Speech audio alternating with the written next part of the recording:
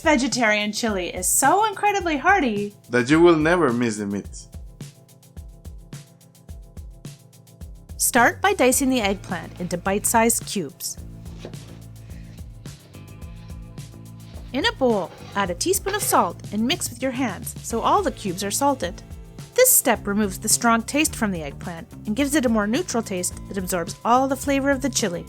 Leave to sit while you prepare the other ingredients. We came up with this recipe for a special cause. We explain it later in the video. Dice 2 medium onions. Roughly chop 2 boxes of mushrooms. These will reduce a lot in size when you cook them. We cook them in a way that will give the chili a burst of flavor.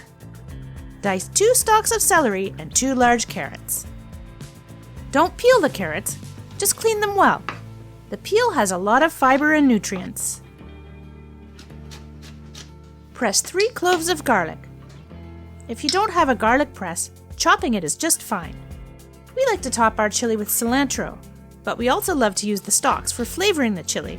Chop off the ends, then finely chop the stalks. If we have some left over, these girls are very happy. You can use a variety of colors of peppers, or just green. This is how Guillermo cores peppers. It works well. Roughly chop the peppers. Lightly blend the whole tomatoes. Now it's time to cook the eggplant.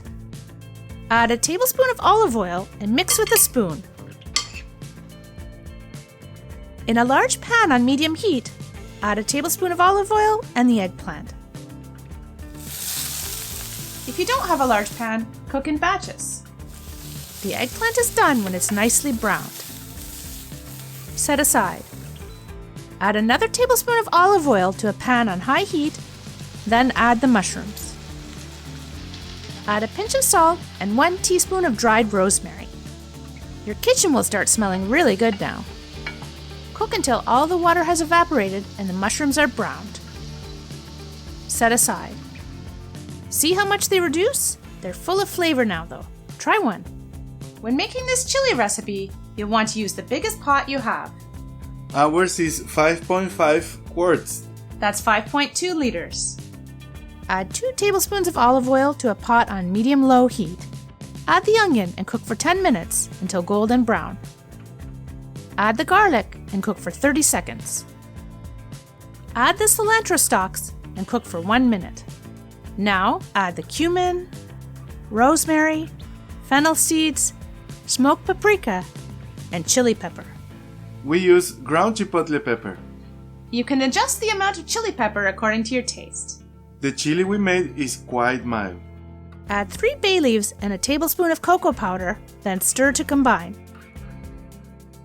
Add the tomato paste and cook for 5 minutes.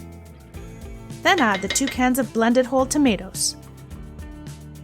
Add a teaspoon of salt and a half teaspoon of pepper, then stir. Cover and cook for 20 minutes. You cook the tomatoes for longer to improve the flavor. We came up with this recipe for the coldest night of the year. We'll be walking for Loif Famam, an organization that provides support and accommodation for women and children experiencing homelessness. If you like to support Loif Famam, go to this link. A small donation goes a long way. We'll be preparing and serving this chili on the night of the walk. Now add the carrots and celery and stir. Cover and cook for 5 minutes. Add red wine vinegar, or any other vinegar if you don't have it, and a tablespoon of sugar, then stir. Adding vinegar enhances the flavor of the chili, but also adds to the acidity of the taste. We compensate for that by adding some sugar. Adding sugar cuts the acidity of the tomatoes and balances the flavor. Add the mushrooms, eggplant, and red lentils. The mixture will be quite thick, so add 2 cups of vegetable broth. This also improves the flavor.